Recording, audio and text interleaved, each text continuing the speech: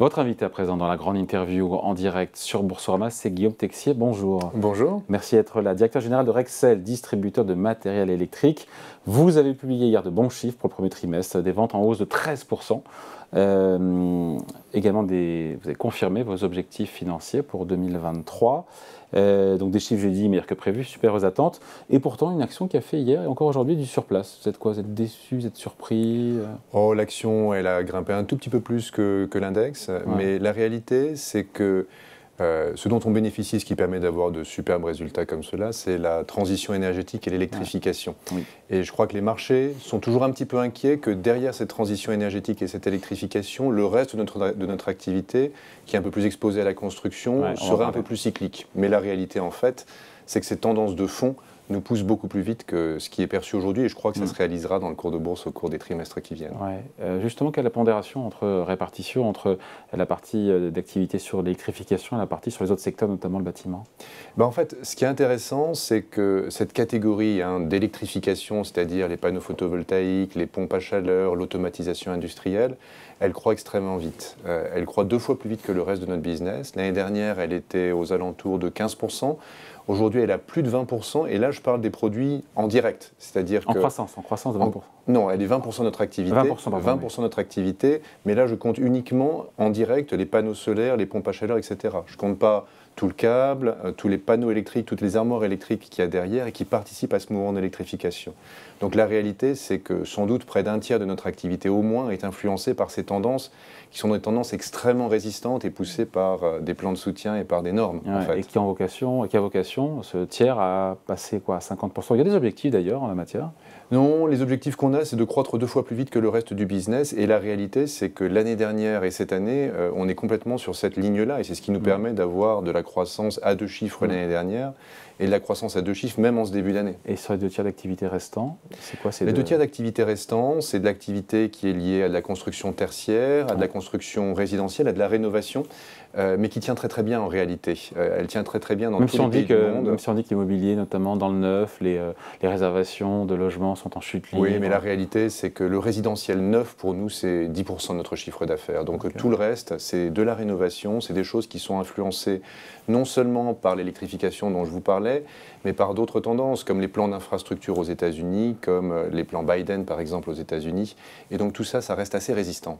On apprécie, on parle souvent de l'activité, il y a aussi les zones géographiques. Comment les deux sont importants? Il faut d'abord raisonner en géographie ou d'abord en activité? Pour nous, l'important, c'est en géographie.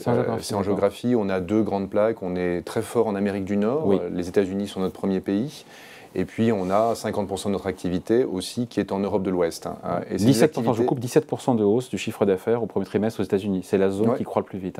Oui, tout à fait. L'effet dollar, ça joue un peu le dollar, non? Non, l'effet dollar en premier trimestre ne joue pas plus que ça. D'accord. Non. Mais aux États-Unis, en fait, on a, entre les États-Unis et l'Europe, on a 2 dynamiques différentes. En Europe, je crois que les marchés fondamentaux sont un peu plus faibles quand on parle de la construction, par exemple, mais l'électrification va beaucoup plus vite. Aux États-Unis, les marchés fondamentaux, la base, résiste mieux avec une électrification qui naturellement met un peu plus de temps à décoller aux États-Unis. Mais au total, on a des taux de croissance qui sont assez proches d'un côté et de l'autre et qui sont encore une fois à 2 chiffres dans les 2 zones géographiques. Donc c'est vraiment de très beaux résultats. Ouais, 5 milliards encore une fois d'euros de chiffre d'affaires au premier trimestre.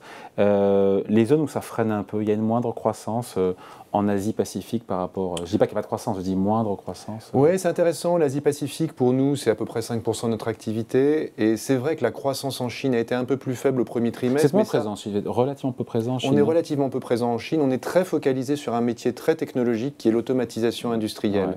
Parce que c'est un métier très intéressant en Chine. Et c'est un métier qui a cru un peu moins vite parce que la Chine sort du Covid, mais on sent des tendances en très forte accélération. Ah, vous la sentez dès maintenant, la reprise, stratégie post-zéro Covid? On la sent très clairement. On a des prises de commandes qui sont en accélération et donc ça, on va voir une belle année sur ce pays-là. Avec l'Europe qui est 50%, je ne sais pas si on l'a dit, 50% du chiffre d'affaires du groupe. Quels sont les pays qui performent le plus et le moins en Europe? Les pays qui performent très bien, c'est ceux qui sont finalement les plus liés à l'électrification. Et notamment, il y a une poussée du photovoltaïque dans un certain nombre de pays, notamment ceux qui étaient exposés à la fourniture de gaz russe, mais pas seulement. Donc l'Allemagne, l'Autriche, le Benelux, la Suède sont des pays qui croissent extrêmement vite grâce à ces tendances d'électrification. Mais la France n'est pas en reste. La France a un beau taux de croissance, avec une croissance assez équilibrée entre nos marchés traditionnels et notamment l'industrie qui marche bien. Et puis ces tendances d'électrification avec la pompe à chaleur qui marche pas mal, et puis avec les panneaux photovoltaïques. Oui.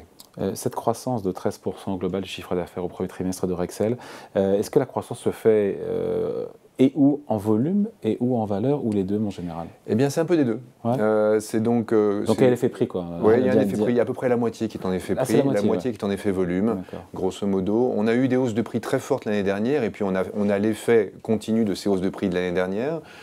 Les choses se calment un petit peu sur le front des hausses de prix, mais ça continue à augmenter un petit peu. Et puis on a un effet volume qui reste assez fort, toujours tiré par ces tendances. Vous estimez être un bon véhicule en bourse pour bénéficier de cette tendance à l'électrification? Écoutez, je suis un petit peu biaisé pour vous le dire. Non, mais parce qu'aujourd'hui ça pèse un tiers, mais il y aura peut-être d'autres pure players, mais en même temps, voilà, c'est un bon proxy, comme on dit, pour jouer cette stratégie de clairement, on est exposé à cette transition énergétique et à cette électrification dans toutes nos activités. On va l'être toujours davantage. Et honnêtement, quand vous regardez les ratios de valorisation de la société, c'est beaucoup plus faible que d'autres entreprises dans cet univers d'électrification. Donc oui, je pense que c'est un très bon vecteur. Ouais. Sachant que, rappelez-nous ce que vous faites, donc pompe à chaleur, qu'est-ce que concrètement vous faites, quels sont les produits ou services pour limiter la consommation d'énergie, les énergies renouvelables? Concrètement, c'est très simple. Nous, la transition énergétique, on y participe sur la réduction de la consommation avec de la gestion intelligente du bâtiment, des systèmes d'éclairage dynamique, etc. On y participe à travers la génération d'électricité renouvelable, à travers les panneaux photovoltaïques. Et vous faites quoi concrètement? On distribue des panneaux photovoltaïques qui nous sont fournis par nos fournisseurs. Notre rôle, c'est d'être l'intermédiaire entre des marques du type Schneider, Legrand, Signify dans l'éclairage, des fournisseurs de panneaux photovoltaïques, et des artisans ou des installateurs électriciens professionnels. Donc on est un distributeur B2B de ces matériaux-là. Et puis le dernier point, c'est qu'on est fournisseur aussi d'électrification des usages. Donc par exemple, électrification du chauffage, la pompe à chaleur, du véhicule électrique, donc des points de charge de véhicules électriques. Tout cela, on le fournit, on y participe. Donc on a vraiment un univers de croissance en face de nous. Ce sont essentiellement des produits fabriqués à l'étranger. Quelle est la part du Made in France là-dedans? La part est assez importante parce que comme les normes électriques diffèrent d'un pays à l'autre, comme vous le savez, c'est vrai pour les interrupteurs, les prises électriques, mais c'est vrai de manière générale. Je pensais pompes à chaleur, panneaux photovoltaïques. Non, les pompes à chaleur, par exemple, en France, elles sont largement fabriquées en France. Une des exceptions, c'est le panneau photovoltaïque, oui, je pensais à ça. qui est largement fabriqué en Chine, pour des raisons qui est que la production s'est complètement déplacée en Chine il y a 10 ans. Ils ont gagné tout le... Oui, ils ont gagné une grosse partie du marché. Alors donc on essaye de faire de la fourniture locale, mais c'est difficile. Il y a une demande de la part de vos clients pour de fourniture locale? Oui, il y a une demande, effectivement. Il faut en avoir les moyens, évidemment. Exactement. Il faut que l'écart de prix ne soit pas trop important, mais la demande existe. Il est de combien? Ça dépend un petit peu des pays et des marques, mais c'est quand même une vingtaine de pourcents. Ce qui n'est pas rien. Donc, en tout cas, juste pour parler sur la construction, la morosité du secteur, ça vous inquiète plus que ça? Comme je le disais, le résidentiel neuf, qui est vraiment là où on voit de la morosité, c'est 10%. Et puis pour le reste, pour la partie tertiaire, on voit quand même beaucoup d'activités dans un certain nombre de secteurs. Les hôpitaux, l'éducation, tout un ensemble de projets qui continuent à être très importants pour nous. Ce qui est important pour vous aussi, Guillaume Texier, ce sont les ventes digitales qui pèsent pas loin de 30%. Oui, exactement, 27, un petit peu moins de 30% et qui croissent de 25% par an. Et ça monte aussi vite en puissance que vous le souhaitez. Ça monte très vite, 25% par an. Mais ça, voilà, vous suivez le plan de marche. On est assez satisfait parce que pour une entreprise du B2B comme la nôtre, 25%, 30%, c'est déjà très élevé. Et ça croît à 25% par an. Donc on suit le plan de marche. On a comme objectif d'arriver à 40% en 2025 et puis à 50% en 2027. Et c'est intéressant parce que ça nous donne de la productivité et ça apporte de l'efficacité à nos clients. Parce que je crois qu'un point important de notre activité, c'est qu'on manque d'électriciens.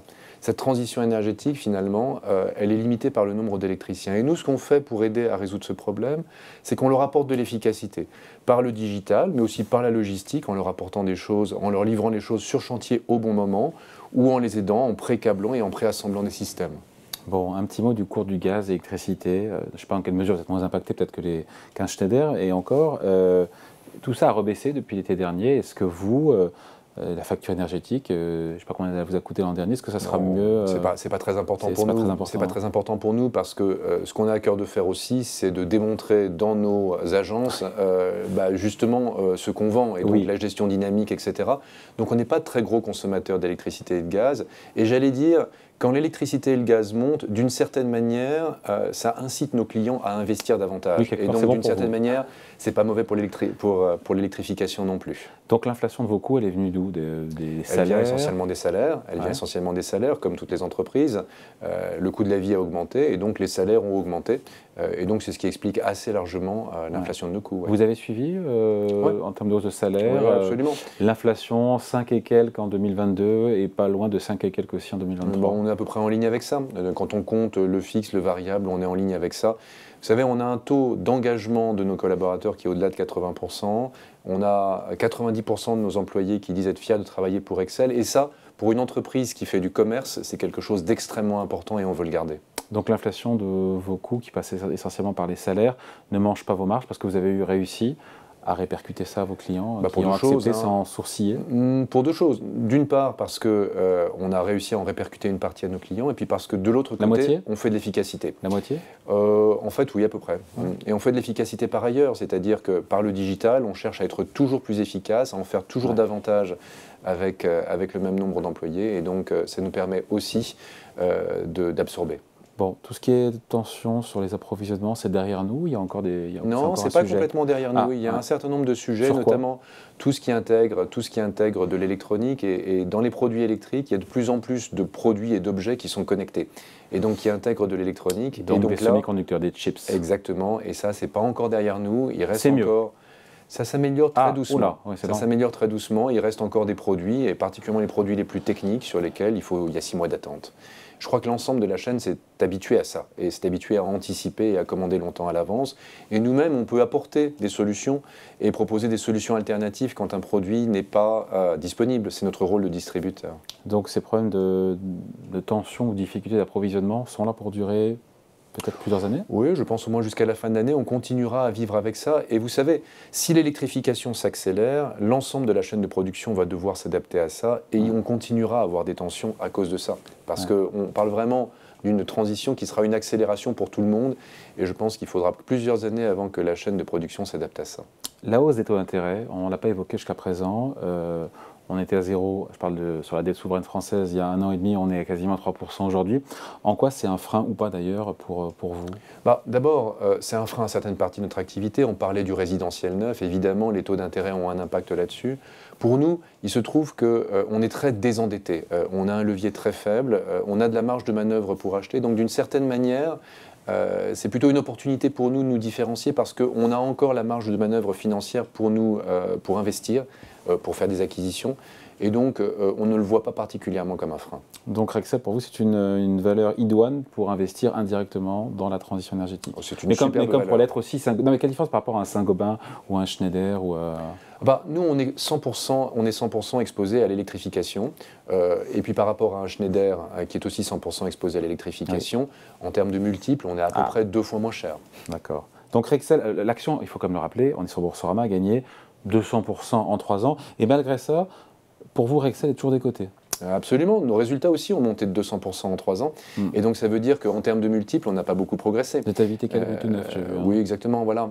Et donc, il y a encore beaucoup de potentiel. Quel est le niveau normal de valorisation par rapport à vos pairs? Je ne sais pas quel est un niveau normal de valorisation, mais on a 6 ou 7 tours d'EBITDA de différence avec nos fournisseurs qui sont sur le même secteur que nous. Ah oui, ça laisse un peu de potentiel. Donc, il y a une très belle différence. Bon, Guillaume Texier, de ceux qui t'en a demandé, un cabinet en communication d'affaires, de dresser un bilan d'image de Rexel.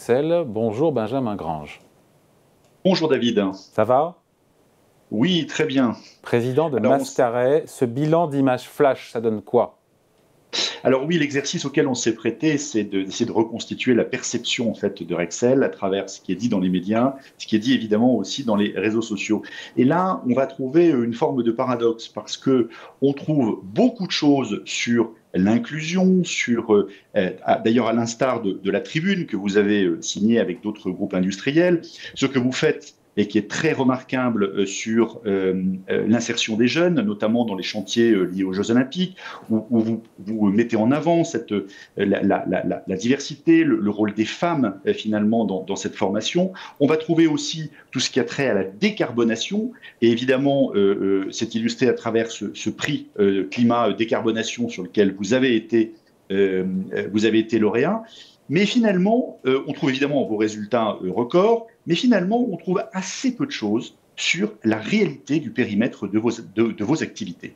Donc l'activité de l'entreprise, Benjamin, est peu commentée sur Internet, en parlant de Rexel, là, évidemment. Oui, assez peu commentée. C'est-à-dire que, et d'ailleurs, ça questionne parce qu'on sait très bien qu'en B2B, forcément, il y a beaucoup moins de commentaires, ou même de traces dans les médias qu'en B2C, où très naturellement, les consommateurs vont s'épancher. Mais là, ça questionne beaucoup parce que Rexel est une entreprise qui s'est terriblement transformée dans les 10 dernières années, même les 5 dernières années, une accélération terrible. Et donc, tout ça, finalement, pose la question du périmètre aujourd'hui de l'entreprise que l'on ne voit à travers, finalement, que le registre de l'inclusion, que le registre des jeunes et le registre de ses résultats financiers. Rien d'autre, sinon, Benjamin ? Si, parce que, évidemment, quand on laisse, je dirais, l'espace un peu libre, c'est un peu les angles morts qui ressortent. Et sur l'ensemble des mentions qui traitent de Rexel sur une année, il y en a 10% qui occupent le sujet lié aux sociétés suisses, qui ont été sujet qui a été déterré finalement par Mediapart. Et c'est un sujet dont on a beaucoup parlé, qui a eu d'ailleurs, il semblerait, un effet sur le cours de bourse. Et puis toujours dans les angles morts, eh bien, il y a cette grève du personnel à Brest en 2023 pour réclamer une hausse de salaire. Là encore, c'est quelque chose dont on a beaucoup parlé. Donc, s'il fallait résumer en fait Rexel, une entreprise avec une notoriété indiscutable dans le B2B, avec un savoir-être et des valeurs très mises en avant, mais probablement une forme de déficit sur ce qu'elle fait aujourd'hui en termes d'activité et d'activité d'électrification. Allez, merci beaucoup. Analyse signée Benjamin Grange, président de Mascaret. Guillaume Texier, c'est intéressant. Rexel a beaucoup changé, s'est beaucoup transformé ces dernières années, mais peu de gens le savent. Pourquoi on ne fait pas plus la promotion de vos activités, de cette transformation ? Non, c'est vrai. Notre philosophie, ça a toujours été, on est dans le B2B, pour vivre heureux, vivons cachés. Et finalement, ce qui compte, c'est les marques de nos fournisseurs d'un côté, et puis c'est l'activité de nos clients de l'autre. Donc c'est inhérent au business model. C'est un petit peu inhérent au business model et à la culture de l'entreprise. Ce qui est vrai aujourd'hui, c'est qu'il y a deux choses qui changent. D'une part, il y a cette exposition à ces tendances d'électrification et de transition énergétique dans lequel on a un rôle plus actif à jouer. Et donc, ça nécessite un petit peu plus de communication. Et puis, il est vrai que de plus en plus, pour nous comme pour nos clients, ce qui devient important, c'est d'attirer des talents, d'attirer des nouveaux employés. Et ça, la marque employeur a quand même pas mal de sens. Donc, naturellement, vous verrez Rexel communiquer un tout petit peu davantage au cours des prochaines années à cause de ces deux tendances-là. Bon, Mediapart, ça a été une grosse crise en interne ? Non, pas du tout. Et on faisait référence ici au sujet suisse. Oui. Ce que je voudrais signaler, c'est qu'il n'y a pas de procédure judiciaire en Suisse. C'était un raccourci de Mediapart. Donc voilà, c'est un débat un peu technique et un peu et juridique sur lequel on se défend fermement parce qu'on considère qu'il n'y a absolument rien. Mais en tout cas, en termes opérationnels, ça n'a absolument pas eu d'impact sur la façon dont les collaborateurs travaillent. Sur la question des salaires, finalement, vous avez fait l'effort parce qu'apparemment, les grèves de personnel, c'était à Brest en février. Est-ce qu'entre-temps, vous avez fait le nécessaire pour donner l'augmentation honnêtement, c'était des micro-grèves. Voilà, c'était des micro-grèves. Et comme je le disais, on tient beaucoup à nos 90% de fierté des collaborateurs de travailler pour l'entreprise. Et on fait ce qu'il faut pour que ça fonctionne.